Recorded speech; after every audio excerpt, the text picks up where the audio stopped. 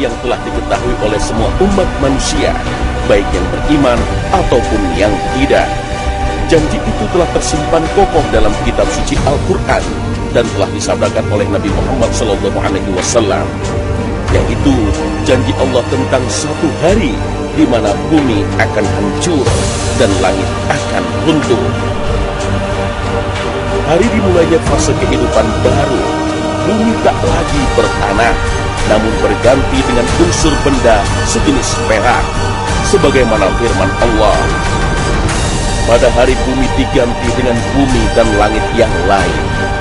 Al-Quran Surah Ibrahim ayat 48. At-Tabari dalam tafsirnya menukil riwayat dari Ali bin Abi Thalib.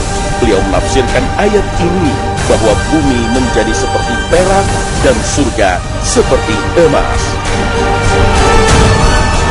Dan semua cerita dan kisah di dunia seperti bahagia, sedih, kaya, miskin, kuat ataupun lemah akan berakhir ketika trompet pertama telah ditiup.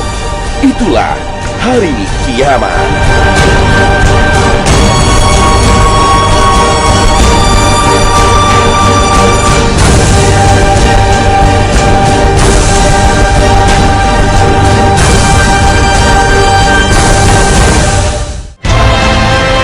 Assalamualaikum warahmatullahi wabarakatuh. Selamat pagi pemirsa. Kembali pada pagi ini kami berbagi kepada Anda semua wawasan dan pengetahuan yang sejalan dengan tuntunan Al-Quran dan hadis. Kedahsyatan kiamat sulit untuk dibayangkan secara detail. Hal ini menandakan bahwa kiamat benar-benar peristiwa kehancuran yang sangat mengerikan. Kita tak bisa membayangkan kengerian dan kedahsyatan itu kecuali dari sumber yang akurat, yaitu kitab suci Al-Quran. Gempa kiamat yang sangat kuat misalnya. Dalam bayangan manusia, gempa ini getaran bumi yang merobohkan bangunan atau membuat tanah retak atau terbelah. Gempa kiamat jauh lebih dahsyat dari yang dibayangkan manusia dari peristiwa-peristiwa alam yang terjadi. Allah berfirman, apabila bumi digoncangkan dengan goncangan yang dahsyat dan bumi mengeluarkan beban-beban berat yang dikandungnya.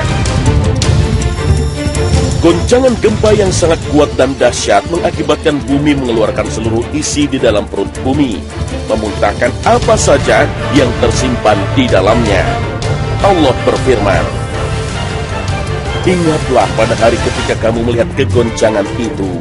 Lalailah semua wanita yang menyusui anaknya dari anak yang disusuinya, dan gugurlah kandungan segala wanita yang hamil. Dan kamu lihat manusia dalam keadaan mabuk, padahal sebenarnya mereka tidak mabuk. Akan tetapi azab Allah itu sangat kerasnya. Al-Quran Surah Al-Hajj ayat 2. Tidak hanya bumi yang bergoncang dan diratakan, bahkan langit pun runtuh atas kehendak Allah Subhanahu wa Ta'ala. Allah berfirman, apabila langit terbelah dan patuh kepada Tuhannya, dan sudah semestinya langit itu patuh. Al-Quran Surah Al-Insyiqaq ayat 1 hingga 2. Galaksi raya yang begitu luas, yang sampai saat ini luasnya masih menjadi misteri dan teka-teki, pada hari kiamat akan mengalami kehancuran. Bintang-bintang akan berjatuhan dan porak-poranda. Ledakan-ledakan bom yang biasa terjadi dalam peperangan manusia tak sebanding dengan ledakan maha dahsyat dari bintang-bintang dan planet-planet yang bertabrakan. Allah berfirman, apabila langit terbelah dan apabila bintang-bintang jatuh berserakan. Al-Quran Surah Al-Infitar ayat 1 hingga 2. Itulah akhir cerita kehidupan di bumi, kisah yang berakhir secara tragis.